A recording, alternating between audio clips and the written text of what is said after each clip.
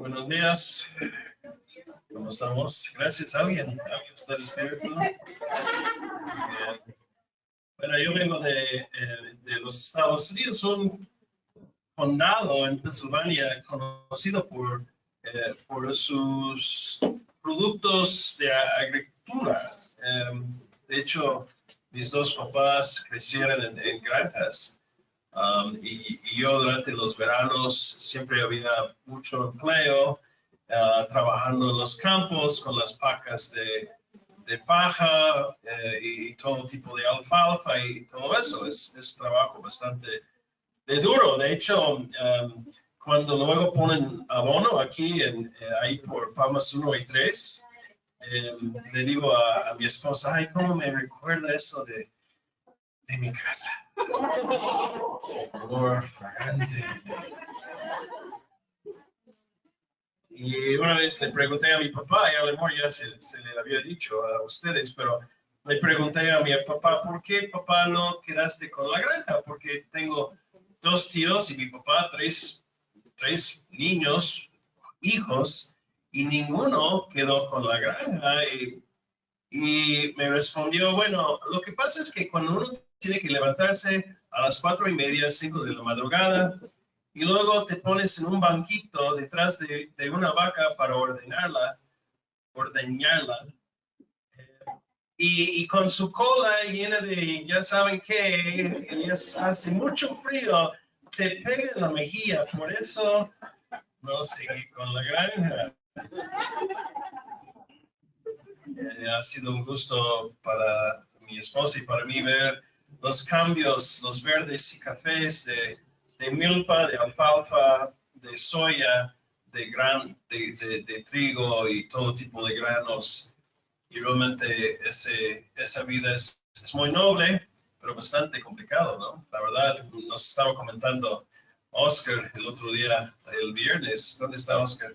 Salió, ahí está. Estabas detrás de él, por eso no te... Oscar comentaba que estaba trabajando en una granja, ¿no? Con surcos bien largos y plantando maíz, ¿no? Y es trabajo bastante arduo. Ahí es donde encontramos Moisés, ¿verdad? En Éxodo 3. Moisés ya llevaba 40 años con las ovejas como pastor. Y en uno de los lugares más solitarios, más abandonados en el mundo, o sea, en un desierto.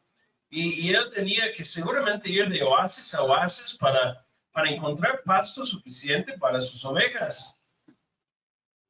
Y seguramente muchísimo tiempo solo, ahí bajo el cielo y buscando pasto. Y ahí después de hacerlo por toda una vida, imagínense, 40 años, de repente Moisés tiene un encuentro con Dios.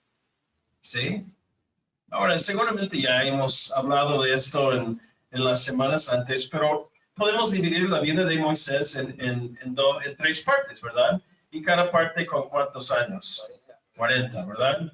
Éxodo 7:7 dice, cuando hablaron con el faraón, Moisés tenía 80 años y Aarón 83. Entonces, cuando ya están ante faraón en Éxodo, Moisés tiene 80 años. Hechos, en ese discurso de Esteban, Hechos 7:23, dice Esteban, cuando cumplió 40 años, Moisés tuvo el deseo de allegarse a sus hermanos israelitas.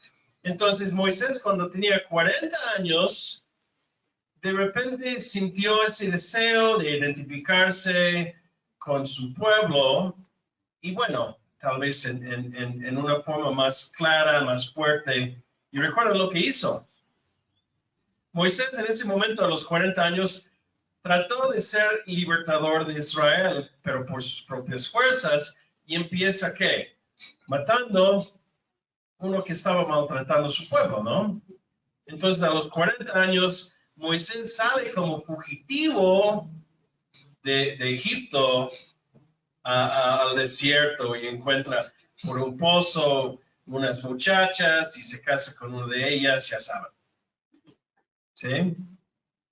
En Deuteronomio 34:7 dice, Moisés tenía 120 años de edad cuando murió.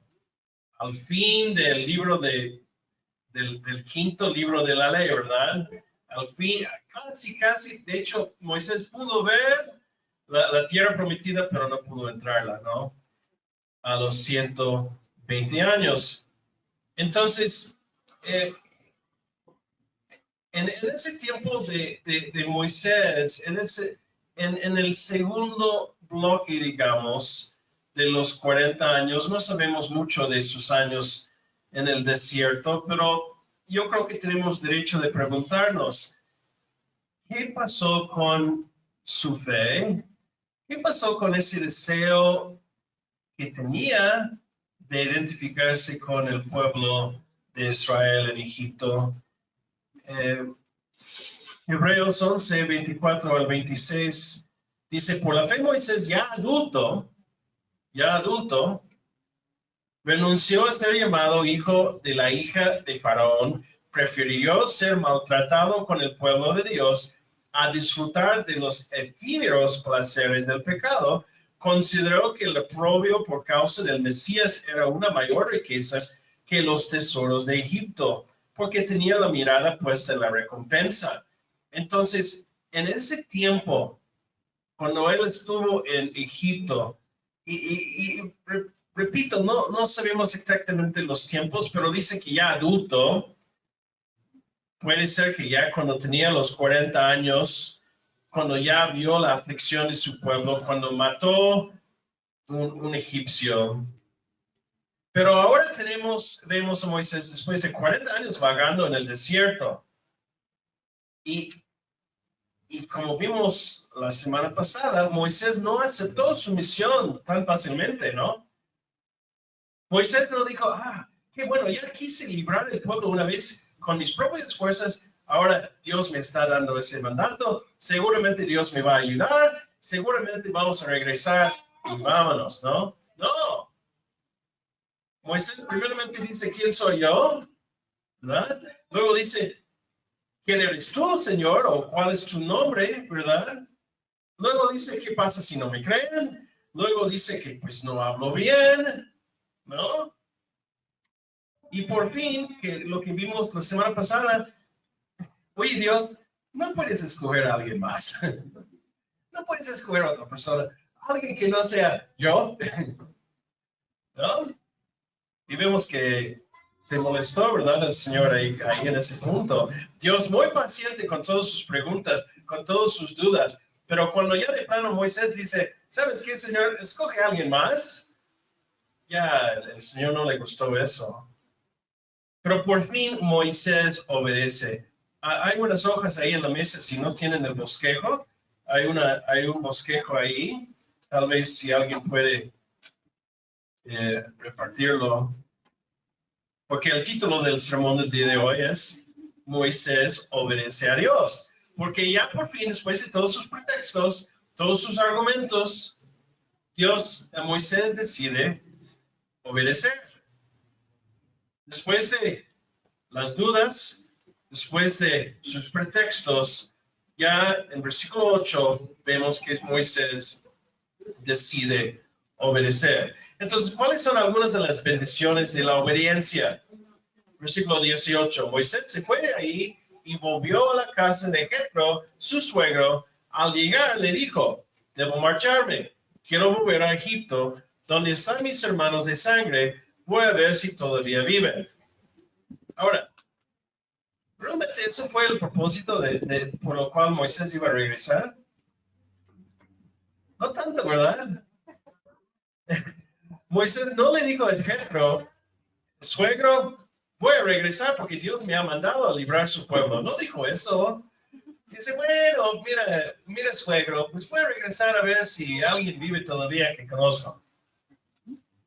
Entonces, curioso, ¿no? Que Moisés todavía tal vez está dando un poquito de espacio, un poquito de pretexto de no ir.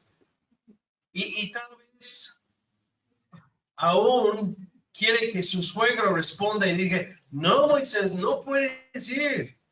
Tienes que cuidar esas ovejas. Yo estoy dependiendo de ti, Moisés, ¿no? Pero mira lo que le responde su suegro. ¿Qué le dice? Anda pues. Anda pues. Mira, mis hijas estaban cuidando las ovejas antes de que tú llegaras. Anda pues. Que Dios esté contigo. Que te vaya bien. Le contestó Jetro. Y al suegro Jetro, anda pues. Ok, está bien.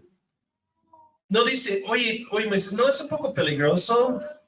Conocemos los egipcios, oye, no. ¿Estás seguro, Moisés? No.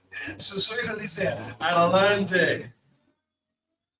Entonces, de repente, después de 40 años como pastor, y no digo que eso no sea una ocupación digna, claro que sí, pero Dios tenía algo mucho más grande para Moisés, ¿de acuerdo? Dios le da un propósito. Cuando seguimos la voluntad y la voz de Dios, nos da un propósito para nuestra vida. No estamos ahí en medio de la nada, bajo un cactus, pensando en nuestra vida. Y bueno, a lo mejor hasta aquí llego, ¿no? Dios nos da un propósito. En el libro La cultura global juvenil, un señor Bauman describe la cultura global con la palabra líquido. Pensamos en esa dinámica de la cultura juvenil, de ser un joven hoy en día. Y escucha lo que dice. Los jóvenes siempre están moviendo. No podemos estar en paz. No nos quedamos en el mismo lugar, sea físicamente o digitalmente. La vida se mueve muy rápidamente. Nunca nos alcanza el tiempo. No hay tiempo para construir relaciones que duran. No hay tiempo para pensar en las grandes preguntas de la vida, de nuestro propósito, de qué significa y qué significado queda detrás de todo. En ese mismo libro está haciendo una pregunta a un joven de lo que significa el propósito de la vida. El autor hace la pregunta a un tipo delgado, con un corte de cabello, tipo mohawk, de qué es el propósito de la vida, una chamarra de piel. Levantó la botella de cerveza y dijo, me despierto, desayuno, trabajo y luego tomo cerveza. La chica a su lado con cabello negro oscuro, con luces de rosa, dijo, la vida no tiene propósito. Y su novio estaba de acuerdo, ¿no? Vivimos en un mundo donde muchos han perdido la noción de que hay algo más grande, hay un propósito más trascendente detrás de todo. ¿Por qué es la vida? La vida es solamente comunicarme con mis amigos con Snapchat. La vida es solamente tratar de encontrar un momento de placer o un momento de, no sé, ¿no? Y estamos rodeados de gente así y tal vez podemos pensar en alguien que realmente no sabe qué es su propósito o qué es el propósito en la vida. Y tal vez nosotros mismos a veces luchamos con eso. Cuando obedecemos a Dios, Dios nos da un propósito. Vamos a hablar de eso un poco más adelante. Y Moisés de repente, después de estar 40 años muy solos con su iPhone abajo de un cactus, Dios le da una misión. También Dios nos da una protección. Una protección. Ya cuando obedecemos a Dios nos da una protección. Es curioso que Dios no le dice eso antes de que Moisés obedeciera, ¿no? No le dice Dios a Moisés en capítulo 3, y por cierto, Moisés, pero mira lo que dice aquí en 19. Ya en Madián el Señor le había dicho a Moisés, vuelve a Egipto, que ya han muerto todos los que querían matarte. Entonces Dios le daba seguridad a Moisés. No te preocupes por tu vida, Moisés. Y bueno, la verdad no sabemos cuándo le dijo eso a Moisés, pero aquí otra vez repite Dios, ya en esta obediencia te voy a proteger. Así que Moisés, versículo 20, tomó a su mujer y a sus hijos, los montó en un asno y volvió a Egipto. Me recuerda de lo que vi, creo que ayer, una moto con una familia de 4, ¿no? Pues aquí tienes un asno con, con, la, con la esposa y 2 hijos. Y ahí van. Después de 20 a 40 años tenemos este versículo. Tan, tan. Pero es un detalle más en la mano, que dice el versículo 20, en la mano llevaba la vara de Dios. Aparentemente una familia tomando un viaje, pero ya con un propósito y con unas señales, ¿verdad? Muy especiales que Ezequiel nos habló la semana pasada. La vara de Dios, un instrumento, una herramienta que Dios le dio. ¿Qué tienes en la mano, no? Podemos pensar por forma de aplicación, ¿qué tenemos nosotros en la mano, no? Que Dios puede usar para hacer su voluntad. Puede ser una computadora, puede ser un martillo, puede ser muchísimas cosas, ¿verdad? Que nos ha dado a nosotros Dios. Pero le da protección. Y también en esta obediencia, Dios le da un plan. 21. El Señor le había advertido a Moisés, cuando vuelvan a Egipto, no dejes de hacer ante el faraón todos los prodigios que te he dado el poder de realizar. Yo, por mi parte, endurecerá su corazón para que no deje ir al pueblo. Entonces, pues aquí en capítulo 4 de Éxodo, prácticamente tenemos predicho lo que pasa en los próximos 8 capítulos, ¿verdad? Porque ya en capítulo 12 encontramos, ¿qué? La Pascua, ¿no? La muerte del primogénito. 22. Entonces tú le dirías de mi parte a Faraón, Israel es mi primogénito.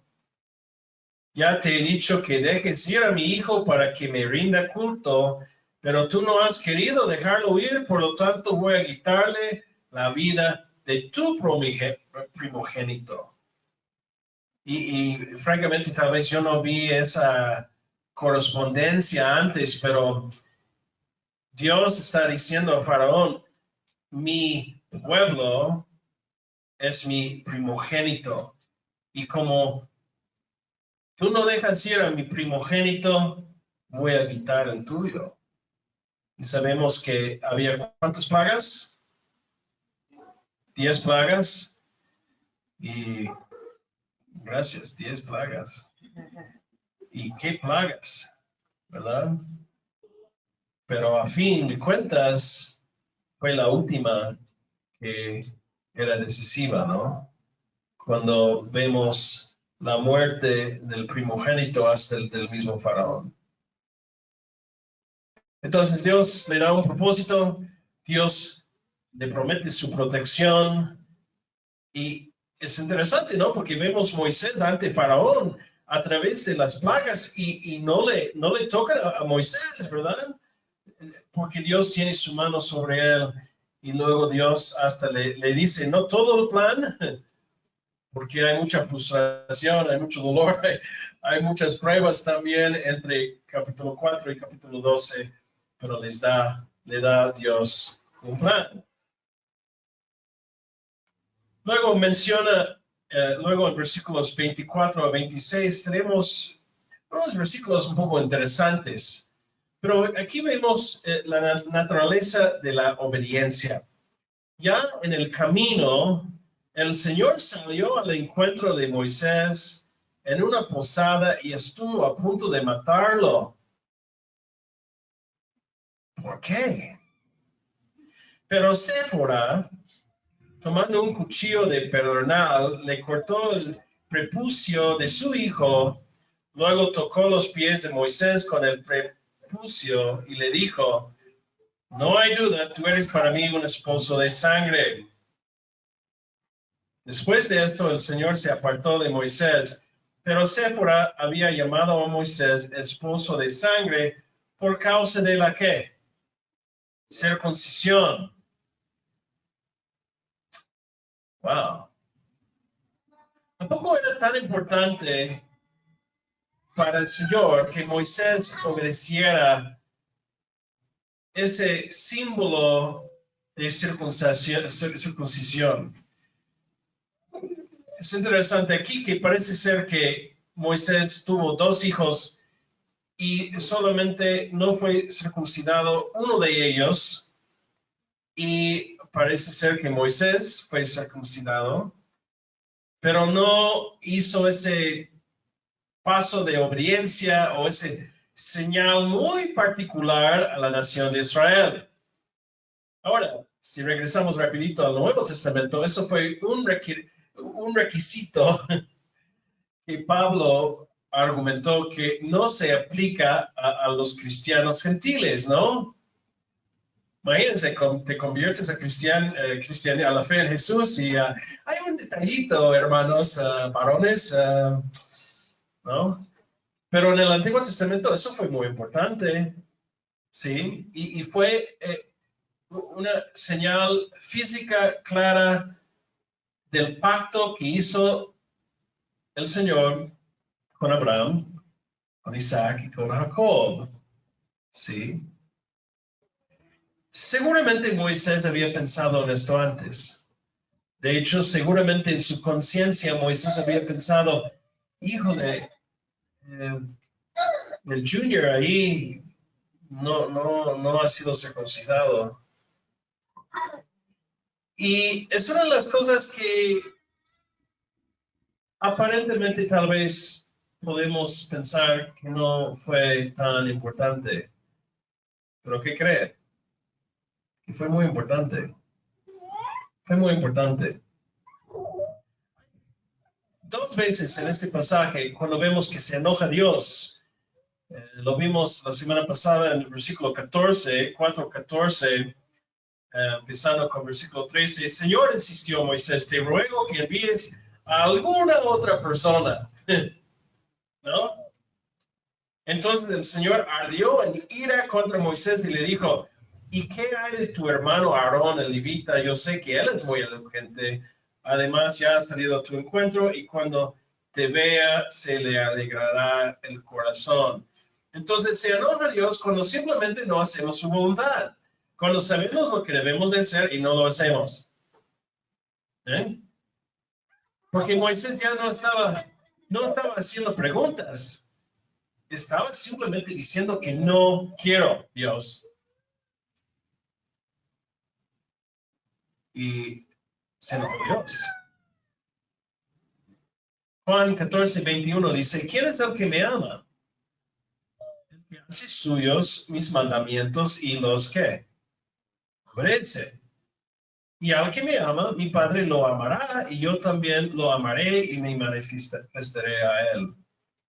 Salmo 25:7 dice, olvida los pecados y transgresiones que cometí en mi juventud.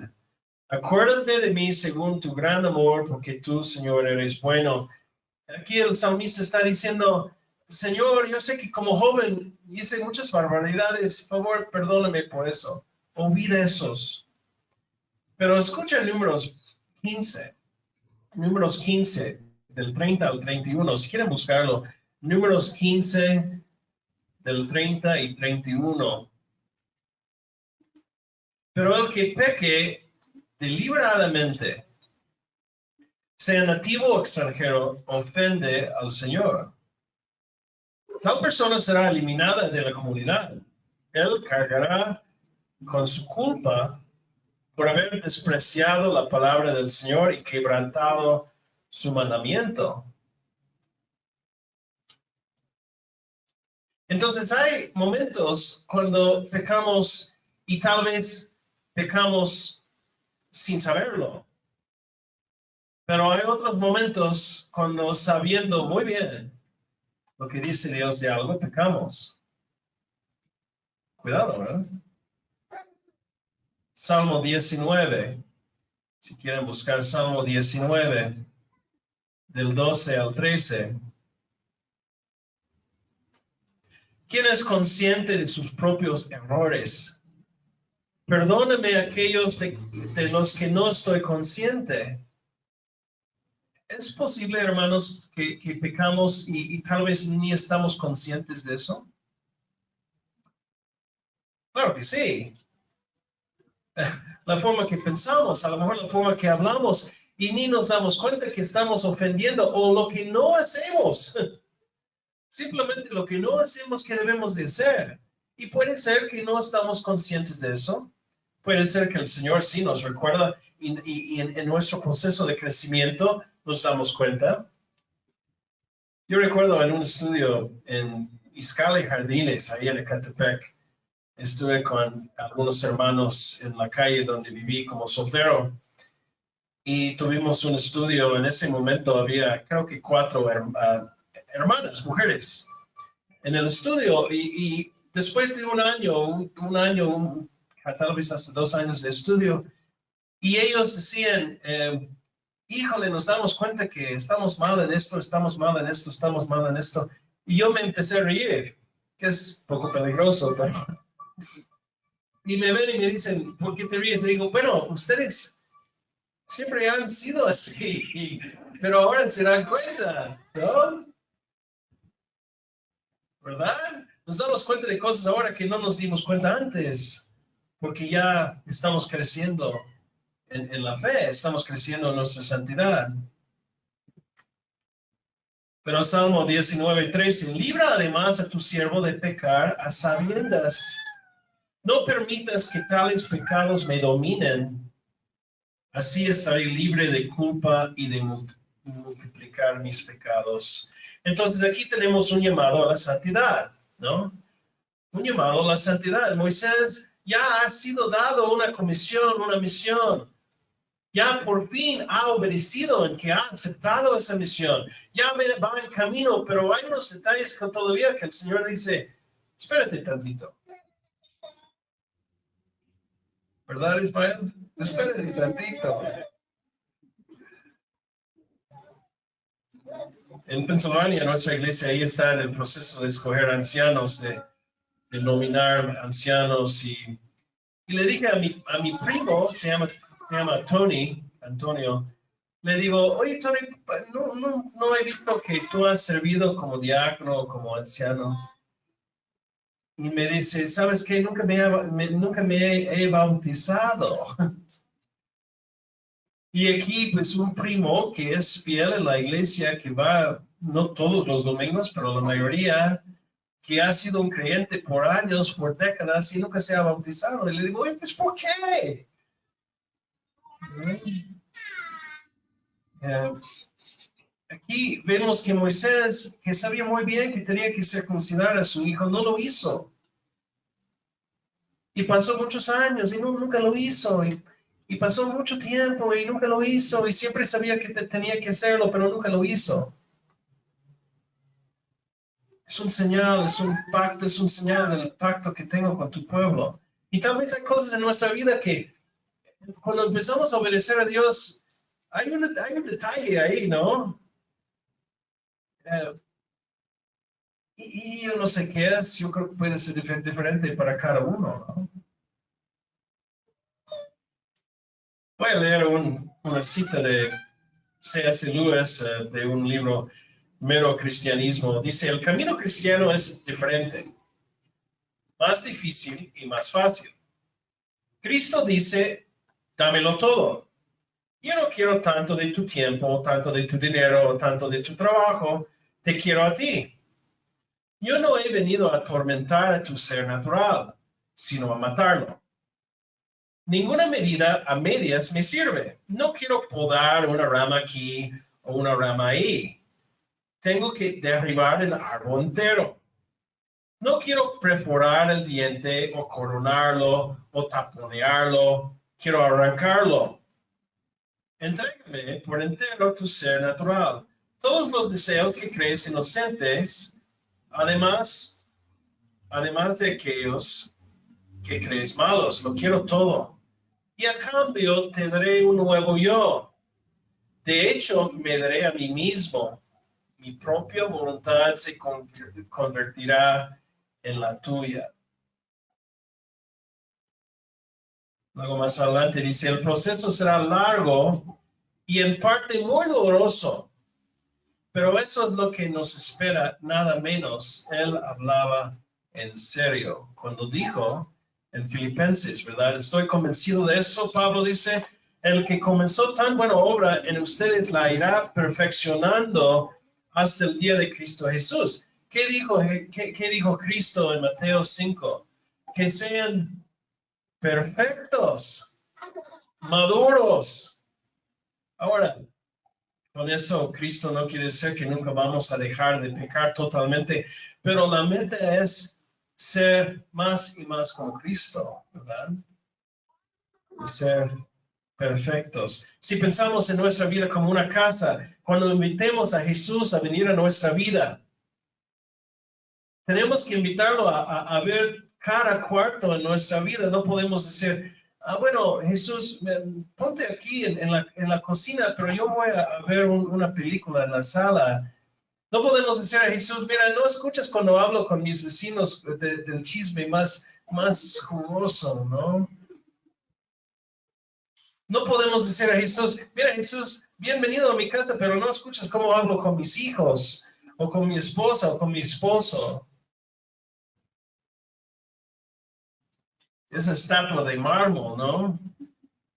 Cuando vemos esa estatua de mármol bella, pero se nos olvida de todos los martillazos para llegar ahí. Y vaya, la vida cristiana está llena de martillazos, ¿sí o no? Y debemos de someternos a esos martillazos para lograr la santidad que Dios quiere. Ahora vemos los resultados de la obediencia, versículo 27. El Señor le dijo a Aarón, anda y recibió a Moisés en el desierto. Entonces vemos la provisión de Dios. Moisés se quejaba que no hablaba bien. Bueno, realmente no era cierto, pero Dios dice, mira, Moisés, te voy a mandar esa ayuda. Entonces Aarón fue y se encontró con Moisés en la montaña de Dios y lo besó. La montaña de Dios posiblemente es Monte Sinaí, donde después, en ese mismo monte, Aarón hizo algo muy malo, ¿no?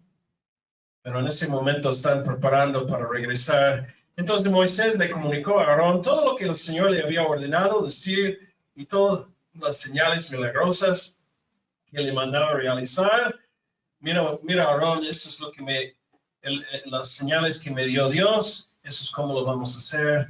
Luego Moisés y Aarón reunieron a todos los ancianos israelitas y Aarón, además de repetirles todo lo que el Señor le había dicho a Moisés, realizó también las señales a la vista del pueblo. Entonces vemos la provisión de Dios y también vemos la promesa de Dios. La promesa de Dios. Lo que dudaba tanto Moisés, aquí vemos que empezó a pasar. Por lo que el pueblo creó. Y al ver que el Señor había estado pendiente de ellos y había visto su aflicción, los israelitas se inclinaron y adoraron al Señor. Entonces vemos la promesa de Dios se cumple. Ahora, no es el fin de la historia, ¿verdad? Porque de aquí a que Faraón los suelte, pasan muchas cosas y muchas aflicciones. Pero vemos aquí en el inicio que el pueblo creó. Qué bueno que el Señor no nos ha abandonado. Qué bueno que el Señor está mandando un redentor, la persona de Moisés. Entonces vemos que cuando obedecemos hay resultados, hay provisión y hay el cumplimiento de las promesas de Dios. Ahora, como aplicación, y vamos a pensar en la vida de Moisés, pero vamos a pensar más en nuestra vida. ¿Cuál es tu propósito divino? ¿Cuál es tu propósito divino? ¿Has tenido un encuentro con el Dios vivo? Porque esa es la primera pregunta, ¿no? ¿Has tenido un encuentro con Dios en tu vida en los 15 años o 20 años o 30 o 40 o 50 o alguien tiene 60 años? ¿Has tenido un encuentro con Dios? Sí, es muy importante, ¿verdad? ¿Ha habido un momento que has sentido que Dios te ha hablado? ¿Has sentido que Dios te ha dicho de su Hijo y de la salvación? Moisés tenía 80 años. Bueno, tal vez conocía de Dios antes, sabemos que sí. No sabemos cuántos años tenía contacto con su misma mamá, muy joven, ¿verdad? Que su mamá le enseñaba de Dios, del Señor, de Adonai. Sabemos que a los 40 años o ya adulto, él reconoció su fe, su pueblo, pero a los 80 años ya tiene un encuentro y realmente ya recibe un llamamiento muy especial. Entonces, a lo mejor no importa cuántos años tenemos, Dios nos puede hablar. Es curioso, cuando estamos aquí en la iglesia, estamos enfocados un día de la semana en las cosas de la fe, en un sentido formal, esperamos que todos los días estamos leyendo la Biblia, etc. Pero este día da propósito a los demás días. Hermanos, si no hay fe, si no hay eternidad, si no hay cielo y infierno, híjole, ¿por qué vivimos? ¿Qué sería el propósito? Pero entendiendo lo que nosotros entendemos y lo que sabemos, nos da un propósito. La vida no gira alrededor del sábado, la fiesta. La vida gira alrededor del domingo y este libro. ¿Sí o no? Sabemos que la fe no es solamente una parte de nuestra vida, es lo que nos impulsa, motiva y nos cambia y nos transforma y impacta los demás días. La vida tiene sentido, tenemos una misión y una meta. Ahora, algunas cosas ya sabemos, ¿verdad? Debemos de vivir una vida piadosa, debemos de comunicar las buenas nuevas, debemos de ser sal y luz en un mundo echado a perder. Pero ahí viene el detalle y lo que quiero que piensen el día de hoy en cuanto a aplicación. ¿Cómo? Ahora, Edgar nos comentaba que te reúnes cada martes con un grupo de señoras, ¿no? Miércoles y jueves. Con un grupo de personas que la gran mayoría no conocen a Dios, ¿no? Todas. Menos Vía y tal vez otra por ahí, pero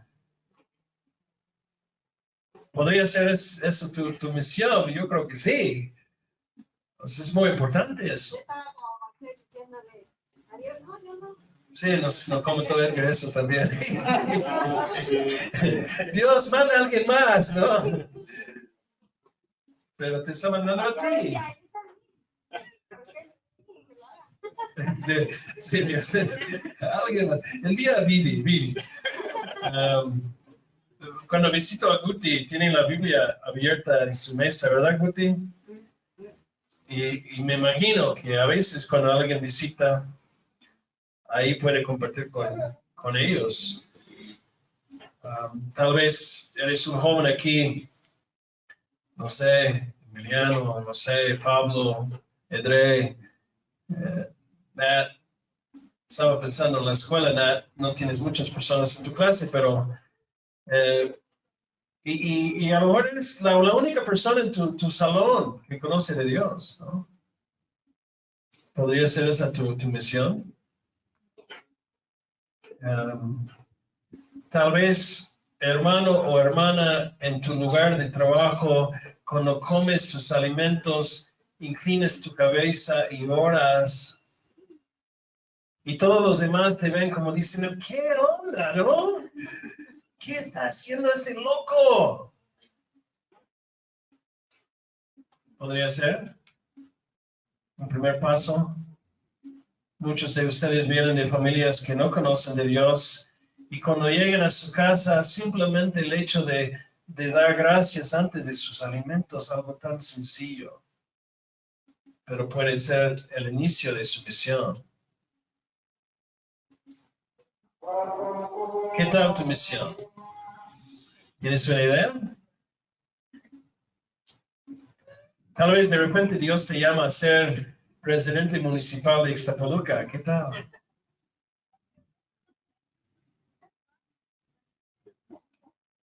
Vaya, nos hace falta un cristiano en el gobierno.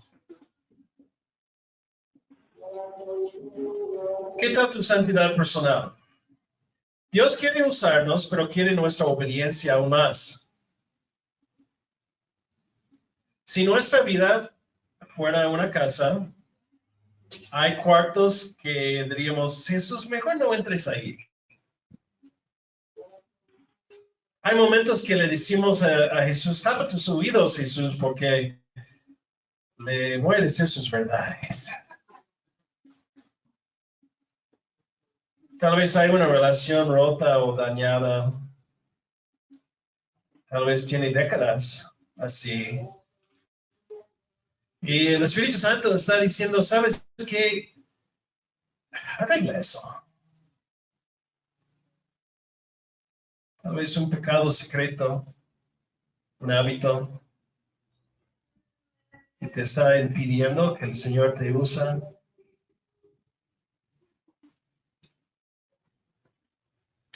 Hay esperanza porque vemos que Dios llama a gente imperfecta. Vaya, Moisés era un relajo. Si no fuera por la misericordia de Dios, Moisés hubiera sido un fugitivo, no sabríamos su nombre y hubiera muerto en el desierto rodeado de ovejas. A través de la Biblia, Dios llama a gente muy dañada, imperfecta, pecadora. Todas. Entonces, si somos uno de ellas, hay esperanza, ¿verdad? ¿Y cuáles promesas puede cumplir Dios en tu vida? Dios quiere que se cumplan sus promesas en sus vidas, pero tenemos que ¿qué? Obedecer. Tenemos que dejar de resistir. Tenemos que dejar de ser pretextos. Tenemos que dejar de temer lo que personas piensan de nosotros. Tenemos que dejar de pensar en lo que dirán, los que dirán, los que dirá la familia, lo que dirá la familia, lo que dirán los vecinos, lo que dirán la esposa, el esposo tal vez aún. ¿Cuáles promesas quiere Dios cumplir en su vida? Pero tenemos que obedecer. Gracias a Dios que vemos eso en Moisés, porque no vemos, no vemos santos en la Biblia, vemos humanos normales, comunes y corrientes como nosotros que Dios ha usado para cambiar el mundo y Dios quiere usarte a ti para cambiar tu mundo. Amén. Vamos a orar. Padre, gracias. Nos has dado un propósito general que vemos en las páginas de tu Biblia, pero también un propósito específico. Ayúdanos a encontrarlo y cumplir con él. Ayúdanos, Padre, a andar en santidad también. Reconocemos que fallamos y seguido, pero ayúdanos a confesar esos pecados y vivir en santidad. Y Padre, ayúdanos a obedecerte para ser usado por ti a cambiar nuestro mundo, porque es nuestro propósito y es un propósito grande que nos motiva, que nos cambia y que nos transforma. Pedimos eso en el nombre querido de Jesús. Amén.